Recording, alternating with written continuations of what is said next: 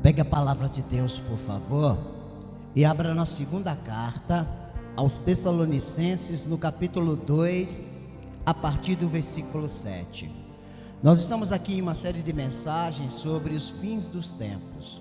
E a mensagem começou com as 70 semanas de Daniel, que é o cronômetro, o relógio de Deus, especificamente para Israel, aos finais dos tempos.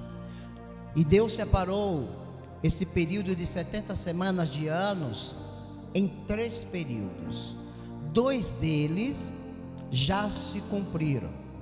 O segundo período foi quando Jesus morreu na cruz. Então, a última semana de Daniel, que é de 7 anos, ela parou e começou um hiato de tempo, um novo tempo, um cronômetro foi disparado, que foi o tempo da graça. E esse tempo da graça já está há 2000 anos. Mas para que se cumpra, para se cumprir a última semana de Daniel, é necessário que o tempo da graça finalize, porque não dá para misturar as duas coisas. Deus trata com Israel e Jesus trata com a sua igreja. Então, para o tempo da graça começar, o tempo da lei terminou. E para o tempo da lei retornar, o tempo da graça precisa terminar. E é por isso que eu quero mostrar para você aqui, em 2 aos Tessalonicenses, o que falta para começar o último período, que é a última semana de Daniel, os últimos 7 anos, como nós conhecemos aqui na terra. O que falta acontecer, pastor? Está aqui, 2 aos Tessalonicenses, capítulo 2, versículo 7, está assim: porque já o ministério da injustiça opera, somente há um que agora o retém, até que do meio seja tirado, e então, só então, será revelado o iníquo. O que está segurando o anticristo?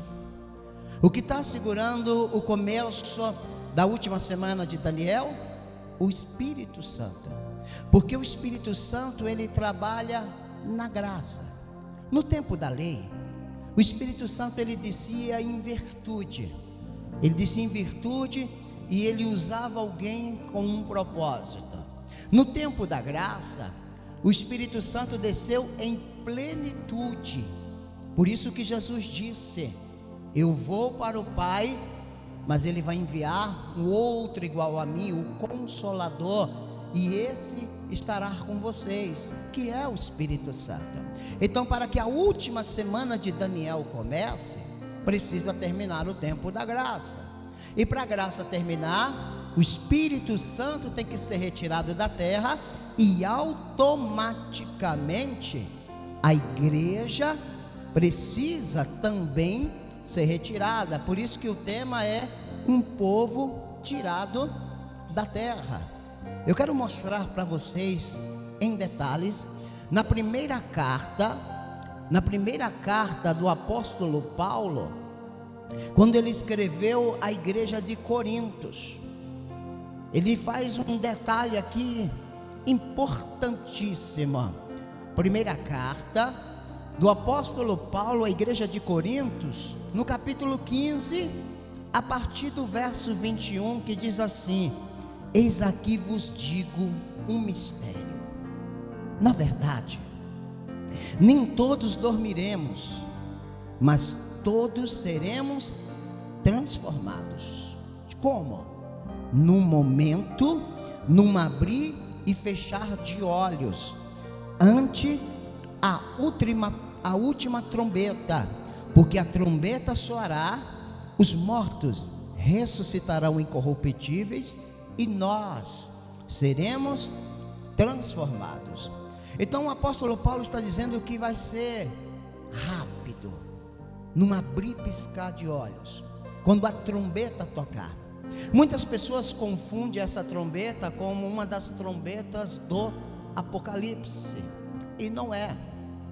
Antigamente, quando Israel ainda estava no deserto, e eles montavam acampamento ao derredor do tabernáculo, para que o povo soubesse, quando chegava a hora deles saírem daquele lugar e ir para outro lugar, tocava-se uma trombeta, e essa trombeta era chamada para o ajuntamento. Então a trombeta era tocada e as pessoas tinham que saber que elas deveriam sair dali e ir para um outro lugar que Deus tinha determinado. Assim será com a igreja. Quando a trombeta tocar, a trombeta do ajuntamento, todos nós encontraremos o Senhor Jesus nos ares.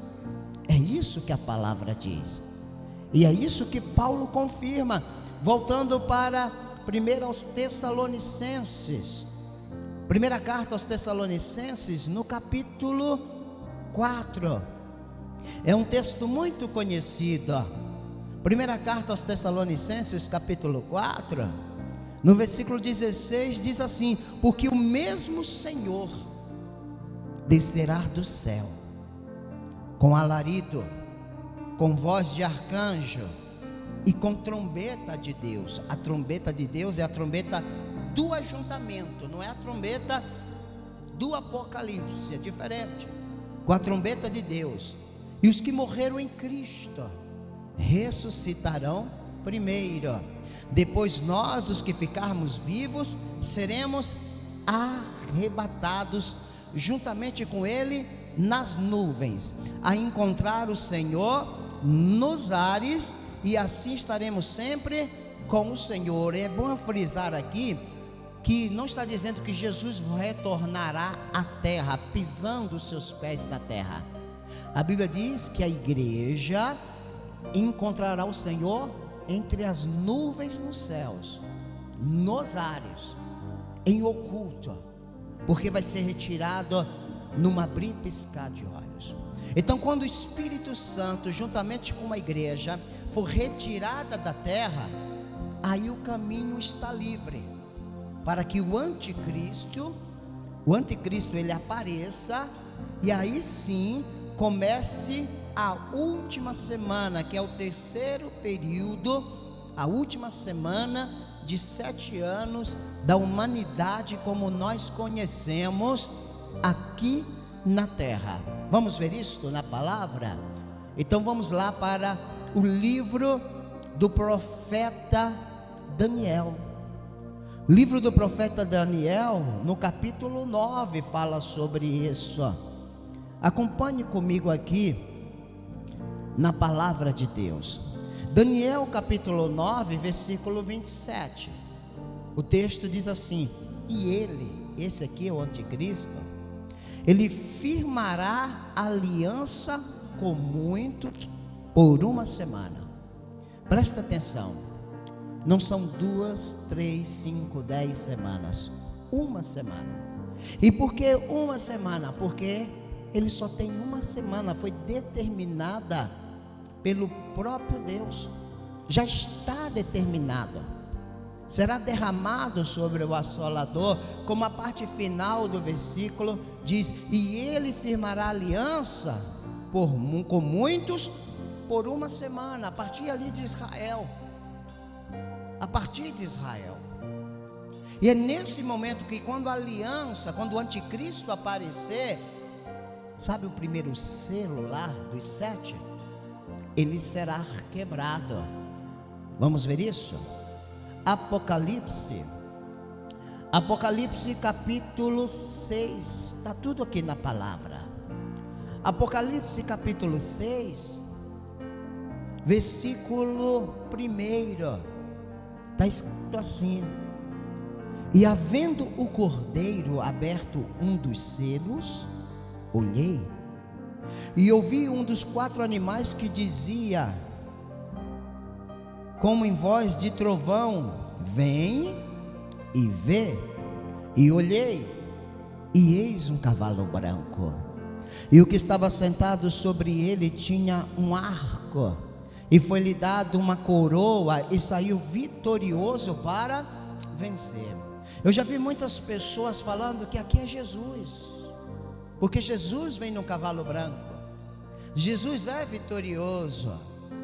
Só que aqui não é Jesus, aqui não é o verdadeiro Messias, aqui é o clone, um falso Messias. Como é que se sabe? E olhei, e eis que um cavalo branco, e o que estava sentado sobre ele tinha um arco. Jesus não tem um arco na mão. Você não encontra Jesus com um arco, você encontra Jesus com a espada. Então ele quer parecer o Messias, mas ele não é o Messias. Veja comigo Apocalipse capítulo 13. E o que vai acontecer, pastor? Apocalipse capítulo 13, versículo 7. Olha só, Apocalipse 13, versículo 7. Veja comigo. E foi-lhe permitido fazer guerra aos santos e vencê-los, e Deus-lhe poder sobre toda a tribo, língua e nação. Na próxima mensagem, quando eu for falar sobre o líder que o mundo espera, eu vou especificar e mostrar claramente como é que ele vai agir. Então aqui já está dando uma direção que ele será o líder sobre toda a tribo, sobre toda a língua e sobre toda a nação. Mas pastor, não é? Será que aqui não é Jesus? Apocalipse capítulo 19. Apocalipse capítulo 19, no versículo 15 está escrito assim: e da sua boca saiu uma aguda espada para ferir com ela as nações, e ele mesmo regerá com vara de ferro, e ele mesmo é o que pisa o largar do vinho do furor e da ira do Todo-Poderoso. Então de Jesus está com a espada. A espada é a sua palavra, não com arco. Amém? Aí o Senhor vem e promete livrar o seu povo desse tempo de aflição que virá sobre a terra. Será um tempo muito difícil, e o Senhor prometeu livrar o povo. Por isso que o arrebatamento, ele acontecerá antes. Aqui mesmo em Apocalipse capítulo 3, veja comigo Apocalipse capítulo 3, no versículo 10, olha o que está escrito: como guardaste a palavra da minha paciência, também eu te guardarei da hora da tentação que há de vir sobre todo o mundo, para tentar os que habitam na terra. O Senhor está dizendo assim: como você guardou a minha palavra, eu vou guardar você. É por isso que a igreja ela não irá participar desses últimos 7 anos. Não vai participar. E aí, antes de começar esses 7 anos, antes do Espírito Santo ser retirado, o arrebatamento será feito, no arrebatamento começará uma separação. Começará o quê? Uma separação. Mateus capítulo 24. Em Mateus capítulo 24, então eu mostrei para você até agora que para que a última semana de Daniel, que é o anticristo aparecendo na terra, para que isso aconteça, o Senhor precisa tirar a sua igreja. O Senhor precisa tirar a igreja. E olha só como a separação é feita. Mateus capítulo 24, e muitas pessoas têm dúvidas referente a esse texto aqui. Mas olha só o que Mateus 24, no versículo 40 diz assim, ó: então, estando 2 no campo, será levado um e deixado o outro. Estando 2 moendo no moinho, será levada uma e deixada a outra. Vigiai, pois, porque não sabeis que hora há de vir o vosso Senhor. Muitas pessoas dizem, mas como assim, pastor? Uma vai ficar, a outra não vai. Se foi dois crentes, então um fica e o outro vai. Por que que o Senhor está dizendo que haverá essa separação? O contexto fala o motivo, versículo 38, porquanto, assim como nos dias anteriores ao dilúvio, comiam, bebiam, casavam, davam-se em casamento, até o dia que Noé entrou na arca, e não perceberam, até que veio o dilúvio e os levou a todos. Assim será também a vinda do Filho do Homem. Então, quando ele diz assim, olha, um fica e o outro vai, porque tem um que buscou ao Senhor, dedicou a sua vida ao Senhor, e tem outro que estava preocupado mais com as coisas desse mundo. Depois eu vou para a igreja. Eu estou muito jovem. Eu tenho que trabalhar, eu tenho que ganhar dinheiro, eu tenho que conquistar o mundo. É esse que, quando a porta da graça fechar, não adianta mais correr, como aconteceu com a arca. Quando a porta da arca foi fechada, e quem fechou foi o Senhor, todo mundo correu para a arca, mas não adiantou mais nada. Assim será com o arrebatamento. Aqueles que não servirem ao Senhor com temor, esses ficarão para trás. Veja comigo Mateus, olha só, Mateus aqui, capítulo 13, olha que separação. Mateus capítulo 13, versículo 30, ele conta aqui uma parábola do joio e do trigo. E no versículo 30 ele diz assim, deixai crescer ambos juntos, até a colheita. E por causa da colheita, direi aos ceifeiros, colhei primeiro o joio, e atai-o em molhos para queimar, mas o trigo ajuntai no meu celeiro. Prestou atenção? Na igreja, o Senhor deixa crescer joio e trigo, e é Ele que tem que deixar crescer. É por isso que nós não podemos tirar ninguém, porque o Senhor sabe aqui quem é joio e quem é trigo. Quando você coloca as duas plantas juntas, você não consegue discernir direito quem é igual crente. Você não sabe na igreja quem é crente e quem é joio, mas o Senhor sabe. O Senhor sabe. E no dia do arrebatamento, o Senhor não vai levar o joio, porque o joio é venenoso, é improdutivo, mas o Senhor vai levar quem? O trigo. Então, por isso que a Bíblia diz que muitos serão chamados e poucos escolhidos. Esses poucos são trigo, e a maioria é o joio. Em que lado você está? Joio ou trigo? Porque tem muitas pessoas na igreja servindo a Deus de qualquer jeito, servindo a Deus de qualquer maneira, seguindo a Deus de qualquer forma, vem quando quer, na hora que quer, continua no pecado, continua fazendo coisa errada, e acha que só por vir para a igreja trazer dízimo e oferta já está garantido. Não, eu preciso ser trigo, para que o Senhor acabe levando para o celeiro. Pastor, mas que celeiro? Aonde fica este celeiro? O próprio Senhor Jesus deu uma dica. Mateus capítulo 26. Veja comigo aqui. Mateus capítulo 26. Eu vou ler a partir do versículo 29. Teve aqui a instituição da primeira ceia.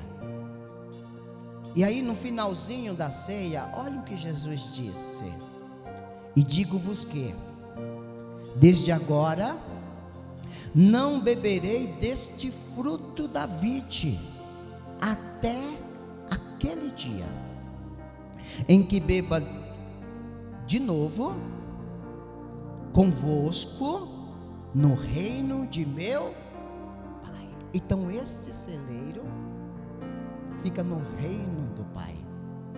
E aonde é o reino de Deus? O reino de Deus é na terra ou é nos céus? E o Senhor disse que vai pegar o trigo e vai levar para o celeiro. Jesus também deu uma boa dica em João capítulo 12. Veja comigo João capítulo 14. Olha só, é um dos textos mais lindos que eu acho na Bíblia. João capítulo 14, Jesus fala algo lindo assim, diz assim, ó, versículo 1: não se turbe o vosso coração, credes em Deus, crede também em mim. Na casa de meu Pai, aonde é a casa de Deus?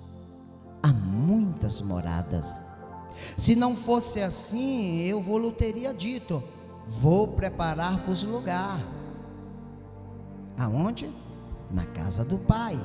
E quando eu for, porque até então ele não tinha ido, e quando eu for e vos preparar lugar, virei outra vez e vos levarei para mim mesmo, para que onde eu estiver, estejais vós também. Então ele está dizendo assim: eu vou para o céu, mas depois eu vou voltar e vou levar vocês para o céu. Por isso que não pode ser a volta de Jesus para a terra, que ele não disse que vai ficar na terra, ele disse que vai retornar para a casa do Pai que está nos céus. Pastor, eu entendi até agora, cheguei no céu, e agora? O que vai acontecer? Duas coisas irão acontecer. Primeira delas, segunda carta aos Coríntios, veja comigo, segunda carta que o apóstolo Paulo escreveu à igreja de Coríntios, olha só, capítulo 5. Eu cheguei no céu, vai acontecer o que, pastor? Vou ficar em cima das nuvens tocando harpa com os anjos, como a gente vê nos desenhos? Não. Acontecerá duas coisas. A primeira delas, eu passarei pelo tribunal de Cristo. Pastor, é um tribunal de Cristo? Eu posso perder a minha salvação? Eu posso ser condenado? Não. Esse tribunal não é para julgar obras de salvação. Esse tribunal é para julgar aquilo que eu fiz na terra pelo reino de Deus. É onde o Senhor ele vai gerar na nossa vida recompensas, galardão. Por exemplo, seria justo aquele ladrão que levou a vida inteira no erro e quando sabia que ia morrer entregou a vida para Jesus, ser vizinho de Abraão que serviu o Senhor a vida inteira? Não, o galardão de Abraão é muito maior do que o galardão daquele ladrão. Então o Senhor ele vai recompensar a cada um, aí sim, segundo as suas obras. Segunda carta aos Coríntios capítulo 5, versículo 10: porque todos devemos comparecer ante o tribunal de Cristo, para que cada um receba segundo o que tiver feito, por meio do corpo, o bem ou o mal. Apocalipse 22, olha só, vou te mostrar que é galardão. Apocalipse 22, verso 12, diz assim: eis que cedo venho, e o meu galardão está comigo, para dar cada um segundo a sua obra. Então cada obra em que eu faço aqui na terra, nós não somos salvos pela obra, nós somos salvos pela fé. Mas aquele que é salvo, ele tem boas obras. Veja comigo a primeira carta aos Coríntios, olha só, primeira carta aos Coríntios, há 6 tipos de obras. Primeira carta aos Coríntios, capítulo 3. Deixa eu ler o versículo 8. Ora, o que planta e o que rega são um, mas cada um receberá o seu galardão, segundo o seu trabalho. Versículo 12. Se alguém sobre este fundamento formar um edifício de ouro, prata, pedras preciosas, madeira, feno e palha, aqui os 6 tipos, a obra de cada um se manifestará na verdade, o dia a declarará, porque pelo fogo será descoberta, e o fogo provará qual seja a obra de cada um. E se a obra que alguém edificou nessa parte permanecer, esse receberá galardão. Se eu fiz boas obras aqui na terra, eu cuidei da casa de Deus, eu cuidei da obra de Deus, eu cuidei do reino de Deus. Quando ela passar pelo fogo, ela pode se tornar ouro, prata, pedras preciosas. Mas se eu fui uma pessoa que passei por essa terra sem cuidar da casa de Deus, sem cuidar da obra de Deus e do reino de Deus, as minhas obras serão como palha, madeira e feno. Queimará, não receberei galardão, porém não perderei a salvação. Então o tribunal de Cristo é para recompensar o crente por aquilo que ele fez pela obra de Deus na terra. Depois que terminar o tribunal de Cristo, aí vem a segunda coisa: haverá um casamento. Haverá o quê? Um casamento do noivo, que é Jesus, com a noiva, que é a igreja. E este casamento só pode ser feito nos céus. É por isso que a igreja precisa ser arrebatada. E é por isso que Jesus disse: eu vou para a casa do meu pai, lá em João 14. Eu vou preparar tudo. O que é que ele está preparando? As bodas do Cordeiro. Um bom exemplo está aqui em Mateus. Em Mateus dá uma referência muito importante. Vamos lá. Mateus capítulo 25. Veja comigo Mateus capítulo 25. Aqui fala da parábola das 10 virgens, mas eu quero focar em algo aqui. Olha só. Versículo 1. Então o reino do céu será semelhante a 10 virgens, que tomando as suas lâmpadas, saíram ao encontro do esposo. Aí aqui do versículo 12 até o versículo 9, eles vai falando que 2 eram prudentes, 2 eram imprudentes. E o que isso significa, pastor? Para isso nós temos que entender o contexto judaico da época. Quando um noivo ficava desposado de uma noiva, de uma mulher, um noivado, esse noivo geralmente ele retornava para a casa do seu pai. Então a noiva, ela recebia um vestido branco, e ela tinha que experimentar esse vestido branco todos os dias, esperando ansiosamente a volta do noivo. Mas enquanto o noivo não voltava, a Bíblia diz que o noivo enviava à noiva o seu melhor amigo. E o seu melhor amigo trazia o que? Presentes para adornar a noiva. E aí levava notícias para ele. Então a noiva ficava todo dia experimentando os brincos, os colares, o vestido, e ela esperava o noivo. Pastor, o que isso significa hoje? Quem é o noivo? Jesus. Quem é a noiva? A igreja. Quem é o amigo?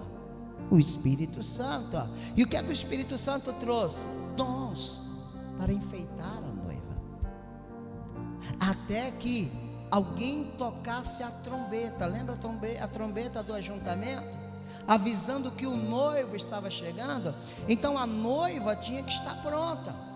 Se o noivo chegasse, entrasse pela porta e a noiva estivesse pronta, fechava a porta para as núpcias.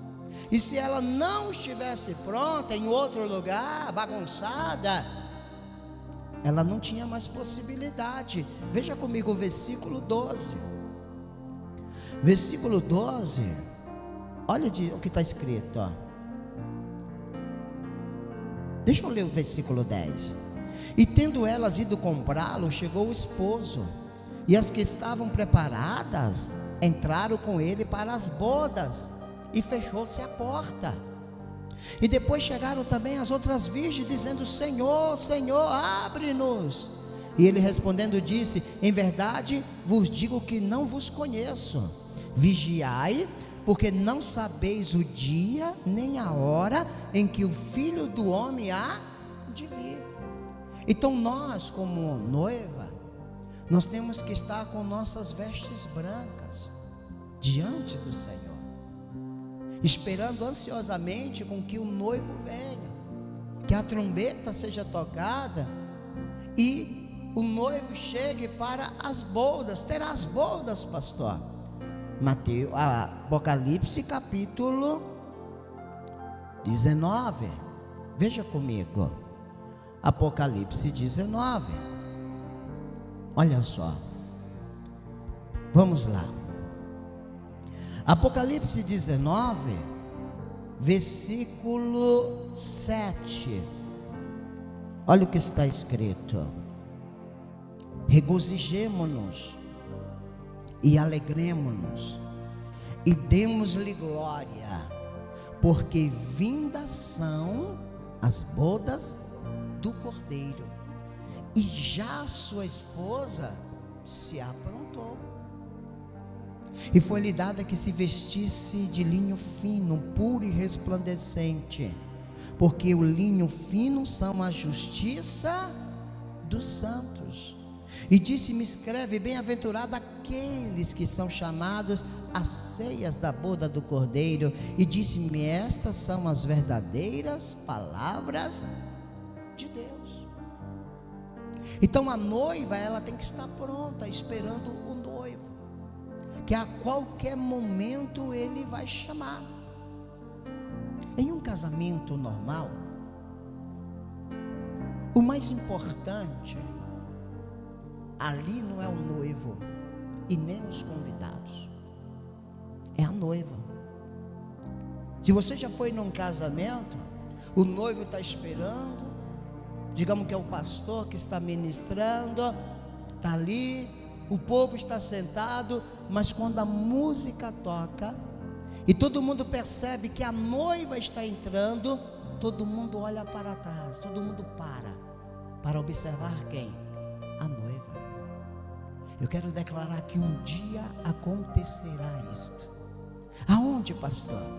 Para terminar, Salmos 24. Olha o que está escrito, que lindo, irmãos. Um dia, quando a noiva entrar pelos portões celestiais, o céu vai parar para saber quem é. E aí eles vão ver entrar a noiva do Cordeiro, bonita e adornada. E o noivo vai estar esperando. Quem é o noivo? Jesus Cristo. Veja comigo Salmos 24. E aqui eu termino essa palavra de hoje. Salmos 24, versículo 3. Quem subirá ao monte do Senhor? Quem estará no seu lugar santo? O monte do Senhor é no céu, irmãos. É o lugar santo do céu. Aquele que é limpo de mãos e puro de coração, que não entrega sua alma à vaidade e nem jura enganosamente, este receberá a bênção do Senhor e a justiça do Deus da sua salvação. Esta é a geração daqueles que buscam a Deus, daqueles que buscam a sua face. Não é qualquer um, é aqueles que buscam a face do Senhor. Versículo 7: levantai, ó portas, as vossas cabeças, levantai, ó entradas eternas, e entrará o Rei da Glória. Quem é este Rei da Glória? O Senhor forte e poderoso, o Senhor poderoso na guerra. Levantai, ó porta, as vossas cabeças, levantai, ó entradas eternas, e entrará o Rei da Glória. Quem é este? O Rei da Glória, o Senhor dos exércitos. Ele é o Rei da Glória.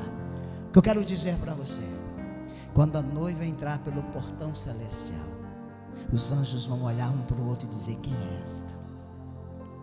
E aí vão dizer assim: esta é a noiva, que está bonita e adornada. E da onde essa noiva veio? Ela veio da terra, a ter o encontro com o Senhor aqui nos céus, e aqui haverá um casamento. E eu quero dizer que enquanto o mundo estará aqui nos últimos 7 anos em tribulação, a igreja estará nos céus com a festa no Senhor para sempre e tudo sempre. Amém.